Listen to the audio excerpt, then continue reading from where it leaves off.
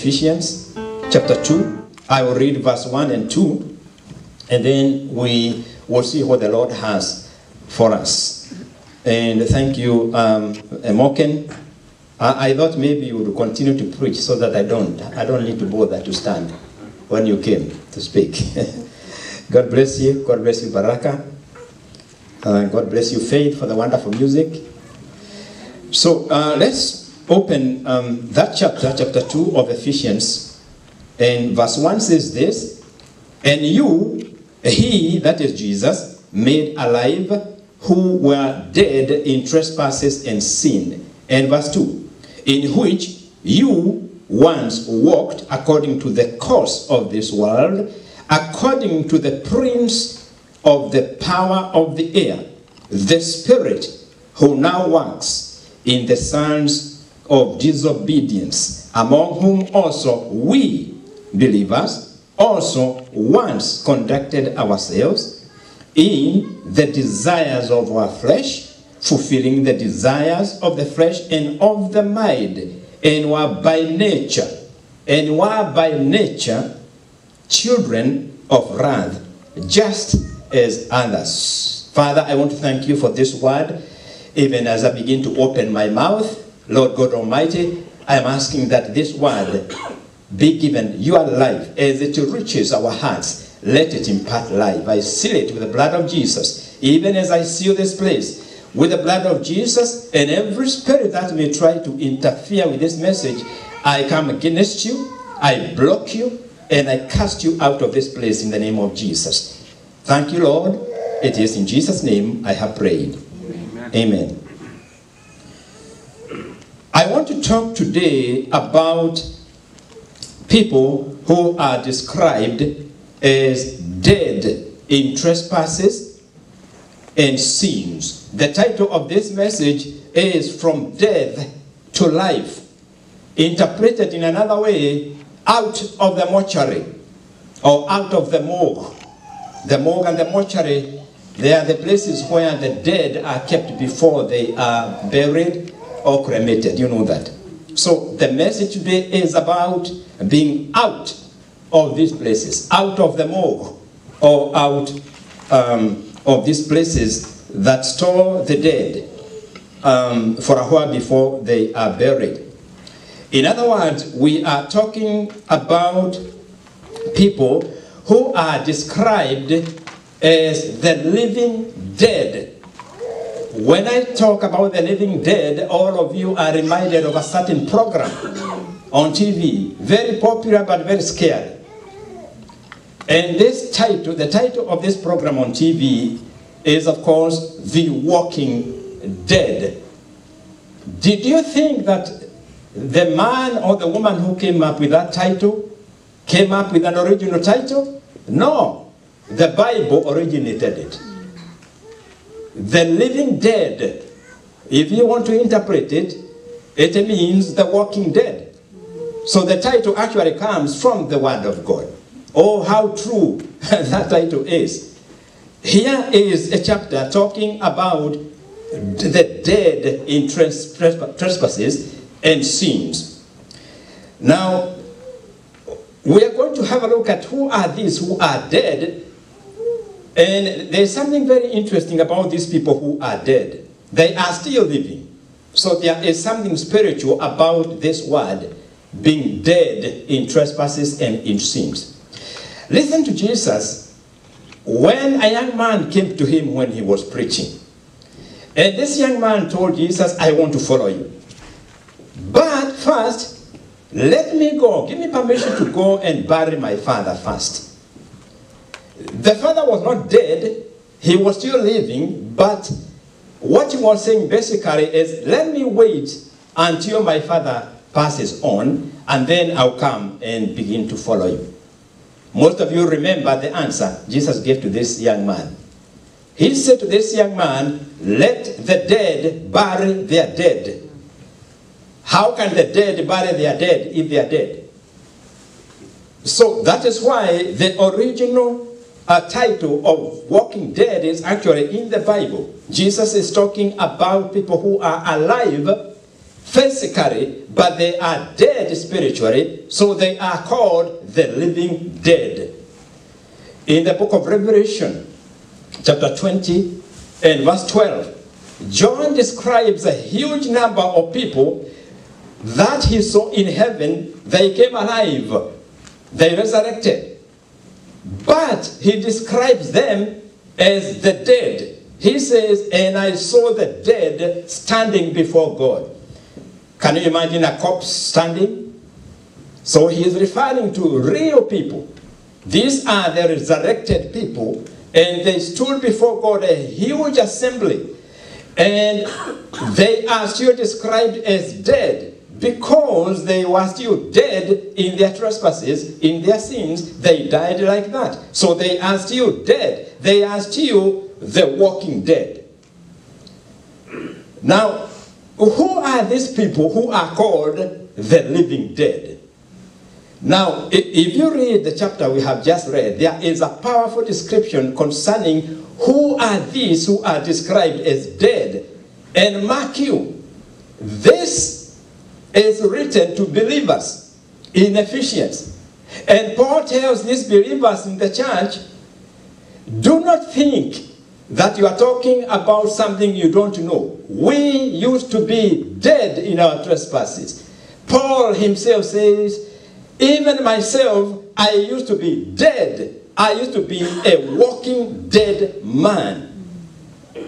But why are they described as dead? Who are they? And the description given here is this. Everybody who is controlled by the spirit called the prince of the power of the air. Anybody who is controlled by the prince of the power of the air. And all of you know, this prince is Satan himself. He is called the devil. He's called the serpent. He's called the dragon. But he is the prince of the power of the air. Maybe you can remember that next time you're flying. And then you will begin to understand just how tremendously we are protected by by God as we fly in the air, because there is a prince there. He is called the prince of the power of the air. Now, if the prince of the power of the air is Satan, you know that he disobeys God all the time. From the beginning, he disobeys God. Therefore, he is also called the spirit of disobedience. Not only is he the prince of the power of the air, he is also the spirit of disobedience. Now, being the spirit of disobedience, he recruits people. He recruits human beings, and he wins so many. And those who agree to be recruited by the spirit of disobedience, they are the people who are described here as children of disobedience. They are children of disobedience because they are controlled by this spirit, a spirit of disobedience, which is the spirit of the prince of the air. Now, what is even more interesting is this. Those who are controlled by this spirit, like we used to be controlled, they have to obey this spirit, whatever this spirit tells them. And you will know who are these people, because also we were there. We used to do anything that we desired. We used to be guided by the desires of this flesh and of the mind. Whatever the mind told us to do, we went ahead and did it. Whatever the flesh desired, we went ahead and did it. So we were controlled. Everything we did, this spirit of disobedience was motivating us. In other words, we never wanted to be responsible to anybody. It is the spirit of independence. The spirit of independence defies God because it is the spirit of the prince of the air. It denies God. It doesn't want anything to do with God. So that is why it is important to begin to see what is all this about dead in sin. Now we have identified them by this word, that they are the people who are controlled by this spirit of the prince of the power of the air, and he is also called the spirit of disobedience. And what he does is to lead us to do the things that please us. Not the things that please God, but the things that please us. The amazing thing is we defy God directly and we say, no, we will do what satisfies us. We will do what our mind tells us. We have no business to be controlled by God. We want to be independent. Now, we are controlled and therefore we are powerless. That is where we used to be. Everyone who is saved, we used to be there. I used to be there, controlled by this spirit that did not require anything to do with God at all. This spirit uses our natural tendencies to do the wrong thing. Our natural tendencies is something that is in us. And you know, the first reading, when God looked at the earth during the time of Noah, and he said, the earth has been corrupted, so I'm going to destroy it. After destroying it, we have just read in the book of Genesis 8, verse 21, that God, when Noah offered a sacrifice, and the smell reached God, it pleased God. And God said this, well, I have destroyed life apart from Noah and his family and the animals, but I will not destroy the human race again. Why? He said, because the heart is continuously evil from youth. Now that tells you, God is saying, no matter what we do, we have this tendency to do the wrong thing. It is there in us. And God said, there is no point destroying them because they can never be cured that way. If God was to destroy us, he would have destroyed everything. Because of this tendency, and he says, the imagination of a man's and a woman's heart is continuously evil from the time of youth. This is the independence we are talking about. We want to be independent of God. Now, if we are then described as dead because we don't want anything to do with God, let me tell you this. Spiritually speaking, we are in a mortuary. We are in the morgue, a spiritual morgue, a spiritual mortuary. That is where we were. Every child of God who is saved, remind yourself, that is where I used to be. I used to be in the morgue. I used to be in this place of those who are dead, spiritually dead. A spiritual morgue, therefore, is a prison. And this prison, there is no one who is able to break into this prison except one. Now that we have understood why the Bible says the living dead, it is because everyone who is controlled by the spirit of the prince of the power of the air, they are described as the living dead or as the walking dead. Now, is that a hopeless situation? Do we then say we don't care about them? Do we then say, well, that's not our concern? Do we reach this point and say, well, we are good ourselves, we are children of God, we don't care about the dead? Let me tell you, God cares about them. He is concerned about every person, every man, every woman who is in the mortuary. But if people are in this mortuary, can they hear? Can the dead hear? If they are dead, how can they hear? Oh yes, they will hear. The word of God says this in the book of John 5:25. A time will come, and has indeed come, when the dead shall hear the voice of the Son of God. Amen. The dead shall hear the voice of the Son of God. Yes, they can hear. That is why we are preaching the message. That is why this message is being preached today, so that the dead can hear the voice of the Son of God. Yes, they have ears. But notice, it is the voice of the Son of God. It is the voice of Jesus Christ, the Messiah. It is not the voice of a man. It is not the voice of a woman. It is not the voice of the wise. It is not the voice of the educated. It is the voice, it's not the voice of those who know how to speak.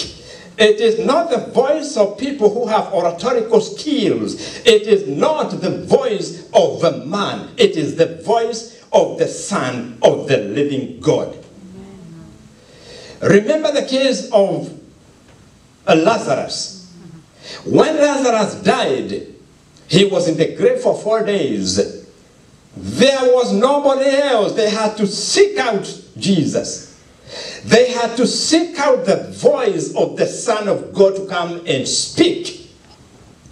And when he spoke to the dead, physically dead, the dead heard his voice. It is only the voice of the Son of God, even Jesus Christ, that is able to be listened to by the dead. That is why it is important to know when you are listening to people, who is speaking, by whose voice are they speaking? Are they speaking by the voice of the Son of the living God, or are they simply speaking the word as an educator or as an orator? How are they speaking? What are they speaking? Are they mandated by the voice of the Son of the living God?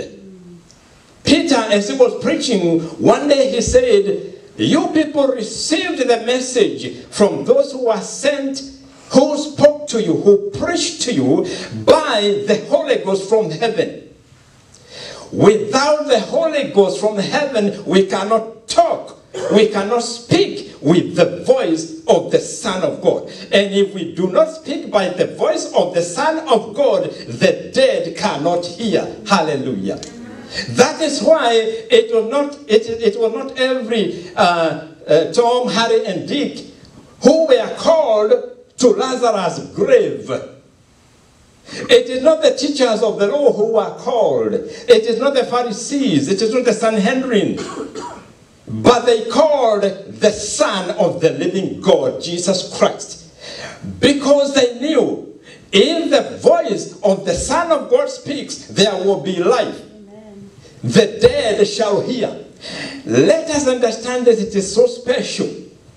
Because we need to understand that when we are speaking to others, even on a one-to-one basis, we need to ask ourselves, by whose voice are we speaking?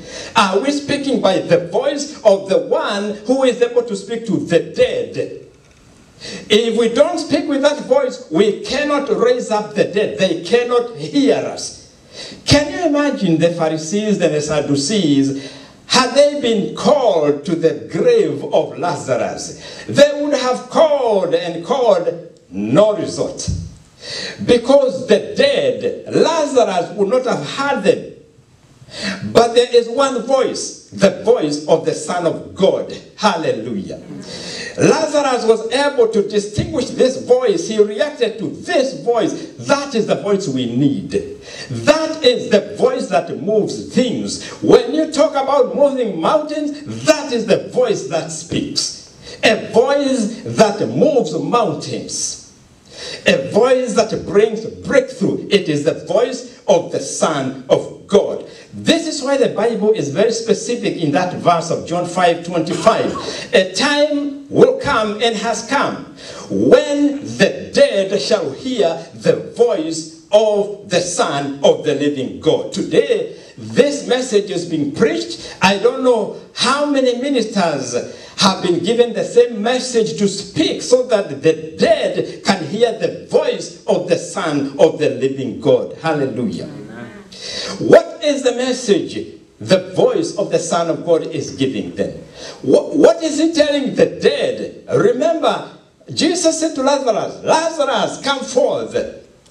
What is he saying to those described as dead in their trespasses? What is the message the Lord wants the world to receive? The message is simple.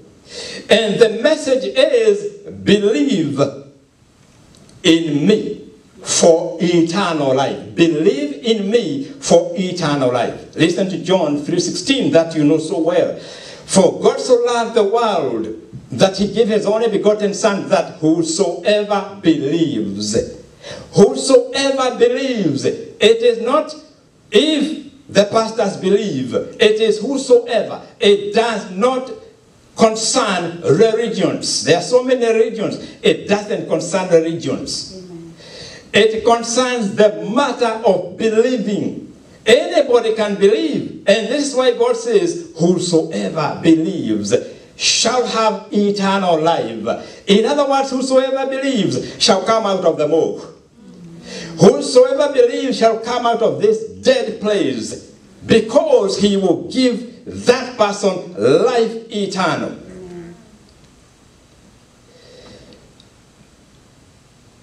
This message that the voice of the Son of God speaks, it is the message that is opposed constantly by the enemy, because he knows if the people hear this message by the voice of the Son of God, they are going to be made alive. So he fights very hard. He does not want this message at all. And I can tell you, it took me quite a bit of time to submit to the Lord to come and give this message, because there was such a struggle. I was about to say, Lord, maybe you want me to preach another one. But eventually, because I have learned his ways, I say, no.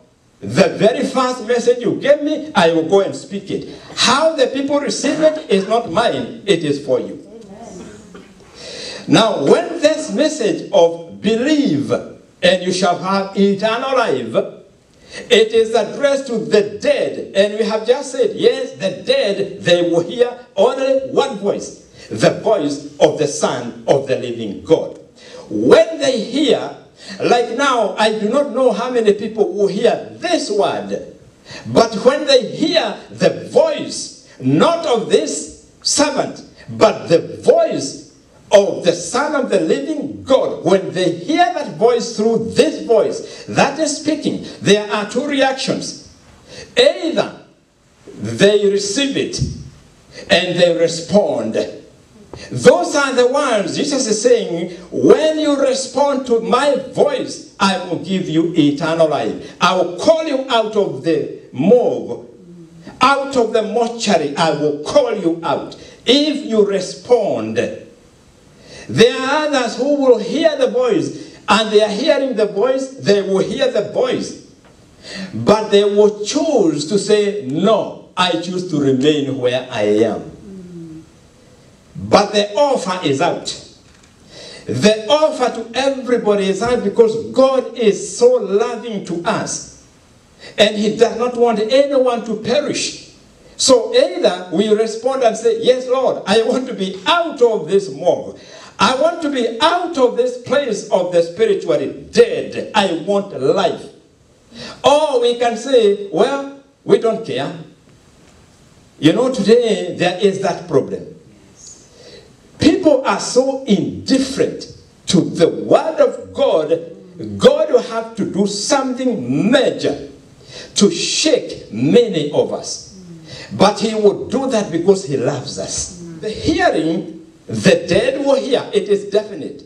But they will hear only one voice. It is my desire that all of us, when we speak, they will not hear our voices, but they will hear the voice of the Son of the living God, because Christ dwells in us. Hallelujah. Amen. When you are speaking to someone, when you are giving a testimony here, my prayer is that no longer are we going to speak like ordinary people. But when the voice goes out, it is the voice of the Son of the living God. And guess what? You will know whether you are speaking by the voice of the Son of God by the results. You will see the dead in trespasses come alive. They will say, yes, I hear your voice, Christ, and I desire to come out. As I come to conclude this message, I want to turn to the very first verse of Ephesians 2, verse 1. It says, you he made alive. Who is you? It is you and me and everybody else who have said, yes, Lord, I want to be out of this dead place. It is Jesus Christ himself who makes alive. Let me repeat that again. It is only Jesus Christ who makes something alive. Why is this so important to understand? It is so important because there are many voices and there are many people who want the world to believe they are great men and women. They speak wisdom. But let me tell you this. Until they speak with the voice of the Lord Jesus Christ, nothing will happen. Put it this way. I don't know whether you can imagine this. You go to a mortuary, a physical mortuary, a morgue, and you begin to call out people there. Maybe you have a list of those who have died and begin to call out and say, well, so-and-so, can you wake up and come? And so, can you wake up where you are and come? You can call them 1 million years, they will not come alive. There is only one voice that they will respond to. It is the voice of Jesus Christ, the Messiah, the Savior. That is why he said, I am the way. Hallelujah. Yes. So people say there are many ways. So we tell them, okay, if there are many ways, go ahead and speak life to the dead. If you speak life to the dead, then we will know there is another way. But there is no human being of their own power. None can speak life to a dead person. Nobody human can speak life to Lazarus. So if there are many ways, well, let us prove which way is able to speak life to someone who is dead, then we will believe them. The Bible says this. In order to understand how does Jesus then, how does that voice bring to life that which is dead? How does it happen that one who is dead in trespasses? In other words, we have so many people, they are living in sin. They are completely controlled by that. They are unable to get out because they are dead. Now, in order for them to live, there has to be the voice that will raise them up. And the book of John 5 and verse 24 says this. He who hears my word, the person who hears my word and believes in God who sent me, that person has eternal life and has passed from death to life. So how does Jesus make dead people, dead in trespasses, come to life? First, they have to hear and they have to respond. This is why the word says, he who hears my word and he who believes that God sent me, he has eternal life. It is very simple. It is believing. It is not work. Many people think that we have to do many things in order to earn our salvation. No, it's a very simple word. It is believing. So he says, he who hears my word and believes in the one who sent me has eternal life and has passed from death to life. Now, there is no religion I know of that can speak life to a person who is dead in trespasses. You know that when we have habits we have formed, they are very difficult to break. You talk to people who smoke. They have smoked for a long time. To tell them, why don't you just stop? Well, they'll tell you, I can't. And it is a fact. If they try to stop, they will have withdrawal symptoms that are so powerful, they must have a cigarette. I have seen people shake simply because they lack a cigarette. Many other things people do, they are hooked to them, and truly, even if they try, they are unable to get out of that. Well, with our education and our progress, can we speak to that spirit that is holding those people captive? Can we speak to that spirit and tell that spirit, let go of him, let go of her? And it happens. So that when that person hears the voice of the Son of God, it is as if the desire to smoke is taken away instantly. The desire to do that which the person has been trying to break, it is instantly taken away. That is the voice of the Son of God. But with our education, no matter how far I have gone with my education, I can never command such a spirit to let go and it listens to me. It is impossible. It will only listen to the voice of the Son of the living God. And Jesus has called you and me as vessels, as instruments he can use so that he can speak to those who are in prison, those who are in the mortuary, those who are dead. They must hear the voice of the Son of God. No wonder many messages appear to be good, but there is no tangible result. There are people who come to churches with burdens and they leave the churches with the same burdens. They still continue in the same habit they are trying to break away from. But wait until one of you, one of us, one child of God speaks by the voice of the Son of God. Then you will see results. That is what the world needs today. That is what the dead in trespasses need to hear. They do not want to hear good oratorical messages. They do not want to know how well we can speak. A child can even speak to them. But if that child is speaking by the voice of the Son of God, they will respond. Hallelujah. No wonder many people look at Christians and they say, no one is really serious. These people are not genuine. Why?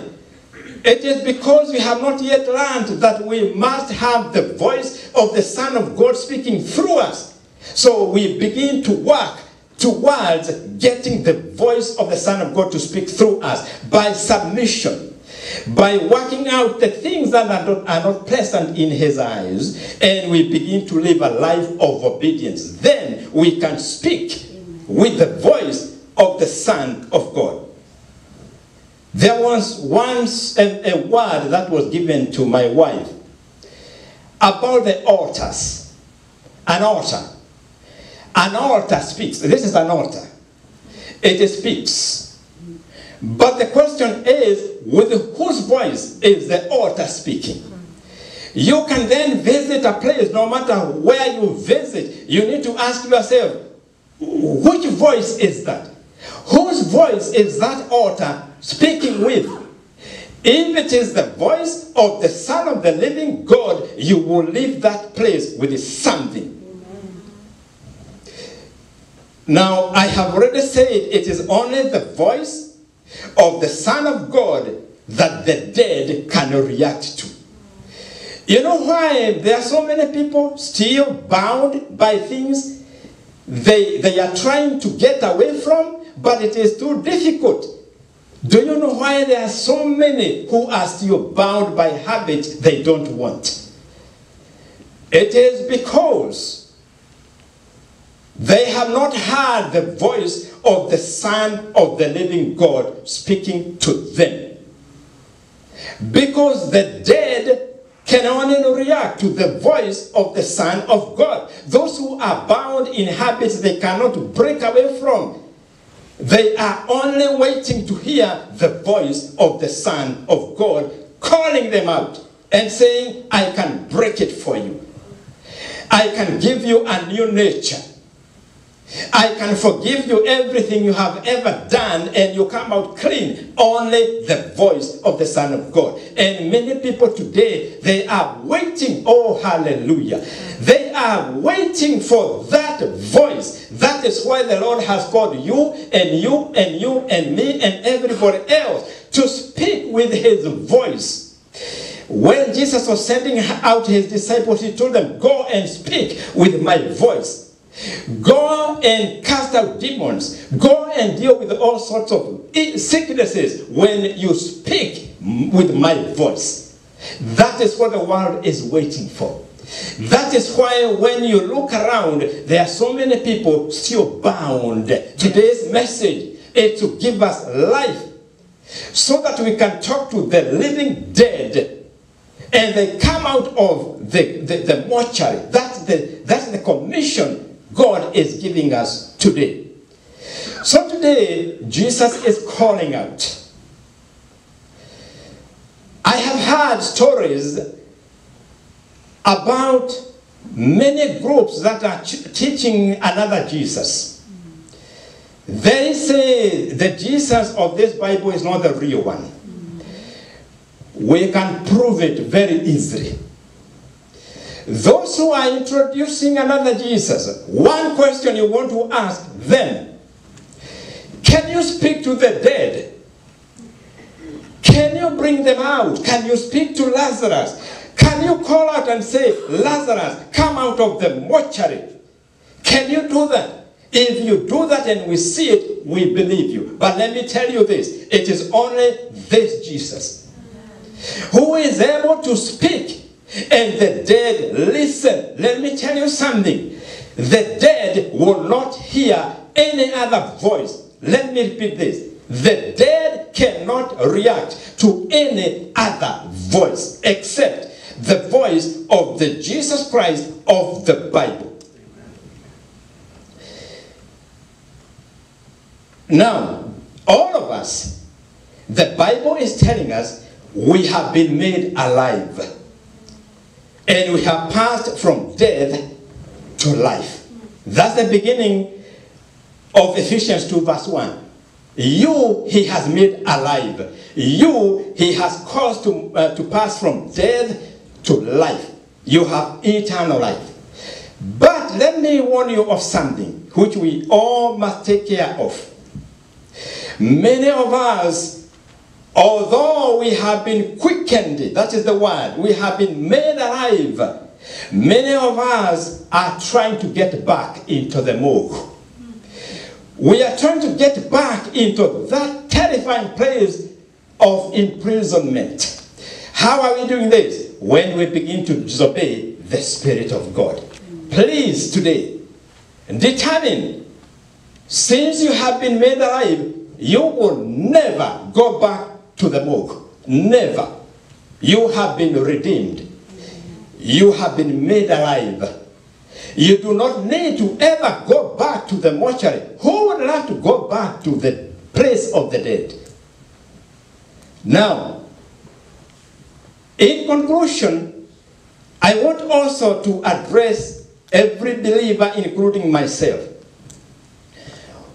We are talking of the most wonderful news today, that we have been made alive. We have been taken out of the mortuary And we have been made alive in Christ. You tell yourself as a believer, I am alive in Christ. I am alive because Christ has made me alive when he called and I listened to his voice and I obeyed. So today I confess I am alive. I have eternal life. It is granted to me. If that is the case, today is the day to remember. Remember the transaction that has taken place. Remember what God has done for you and for me. You has he quickened. You has he made alive. What does that mean in our day-to-day life? It means this. We will go through trials. We will go through difficulties. Many times things will not go right the way we desire. Many times we will meet opposition. People will oppose us. We will experience spiritual warfare, and sometimes we will sink down very, very far. But let me tell you this. When you sink very low and your faith is almost to go off, tell yourself this. I have moved from death to life. Whatever the circumstance, no matter the intensity of the trials, you can still rejoice and say, after all, I have come from death to life. I have been quickened by the Spirit of God. I am alive in Christ. Whether you are in the pit, my son quoted Psalm 27. When David was going through tremendous trials, and he reached a point, like maybe some of you seated here, you may have reached a point where you want to give up. You just look at life and say, what good is life? Do you know that is what is driving some people to commit suicide? Because life is too hard. They think the life is too hard. They can't make it. They can't stand it anymore. And David reached a point, it was his lowest moment. And he decided on something. And he said, well, I think the possibility of getting killed is very high. I am in this hole. I am so deep in this hole, I am not seeing anything. I'm not seeing any light at all. But this is what David did. David decided there are two choices. Either I throw my hands and say I give up. Oh, please don't give up. Children of God, no matter what it is, don't give up. David reached that point where he almost said, well, what is life worth? Why am I being hunted like a dog? And did God not promise me that he's going to give me the kingship? And here I am in this mess. And many of us, God has promised great things. But because they are not happening quickly, because we are in a hole, at times we give up on God's promises. Remember, David was told, you are anointed to be king. I want to tell you, as a believer, you are anointed to be king. Amen. You hold on to that dream like David did. Because what David did, he said, well, I am in this hole here, but I have a choice. And his choice was this. He said, I choose to believe that God is going to see me through. And this is why I use these words. I choose to believe that I will still be alive to enjoy the goodness of the Lord in the land of the living. That was his choice. Child of God, if you are here, you have been troubled, and you have been wondering, why am I going through all this? It is time to decide like David and say, I choose to believe that my God is able to get me through. So no matter the situation, today, it is a day to look back and remember God in his mercy and in his love. He has taken us out of the morgue. So I repeat to myself, I am alive today. In Christ, I am alive today. No matter what the situation is, no matter the threat I am facing. Some of you are doing business. Sometimes you know the business can really turn against you. The tide can really go against you. And all the money you have spent establishing that business, you see it being washed away. And you reach a point and you are just about to give up. If you find yourself in such a situation, it is so tough. Tell yourself one thing. I bless my God because I am alive in Christ. That's all we need. When we remember that Christ has made us alive, we are alive not just for this life, but for the life to come. Hallelujah. Let's bow our heads and pray. Father, in the mighty name of Jesus, I want to thank you for the word that you have spoken to our hearts. Lord, I'm asking that it will find a place in our hearts. I seal it with the blood of Jesus. My Father and my God, I release your people into your hands. Guide them throughout this week. Guide their steps. Let them walk in your light without stumbling. Oh, good shepherd, we do not have any other shepherd, but only you. We therefore ask you to guide our feet this week.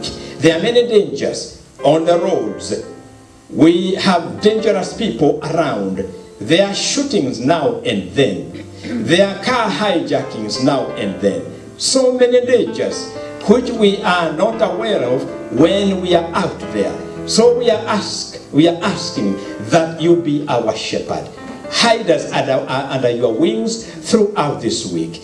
Protect us, Father, from the enemy, for he would love to destroy us because we are zealous for your word. My Father and my God, I commit your people then into your caring arms. Let no weapon that is formed against them prosper.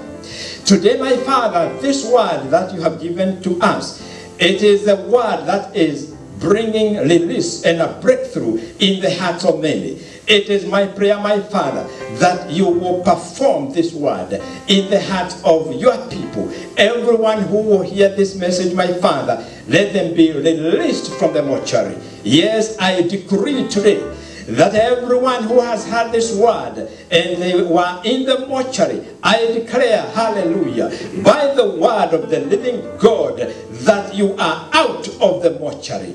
He has made you alive if you listen and obey this word. Oh, I do pray, my Father, that it is not my voice that the people are hearing, but the voice of the Son of the living God, because only that voice can give us life. In the name that is all powerful, the name of our Lord and Savior Jesus Christ, I speak life then where the situation is dead. Where people are living in trespasses, in sin, and they are bound, I break that chain now in the mighty name of Jesus. I come against the spirit of disobedience, the spirit of the prince of the power of the air. I declare to you by the word of God, you will not have your way with the people of God. Your power is broken today in the mighty name of Jesus. Every spirit oppressing the people, every spirit of addiction, every spirit of habits that are not good, every spirit that has imprisoned many people and they cannot get out, today, hallelujah, I speak release in the mighty name of Jesus. I break that chain. I break that chain in the name of Jesus. It is the name that has power above all things. Lord Jesus, I am asking that you will prove yourself mighty to perform this word as you break the chains, holding many and bringing out many out of the morgue into life eternal. Lord, I am asking that you open doors for your people. Let your favor rest upon your people. Bless the children everywhere they are, my Father. Shelter them from the evil one, O God. My Father and my God, there are people who are struggling financially. My Father and my God, I break that bondage in the mighty name of Jesus. And I'm asking for a release of finances to them in the mighty name of Jesus Christ. Let the favor you are releasing today be the main power that is going to see us through every kind of difficulty we might experience this week. Good Shepherd, I hand over your people into your care. Thank you for your presence, Lord. Thank you, Lord. Without you, we can do nothing. And now I seal your people with your precious blood.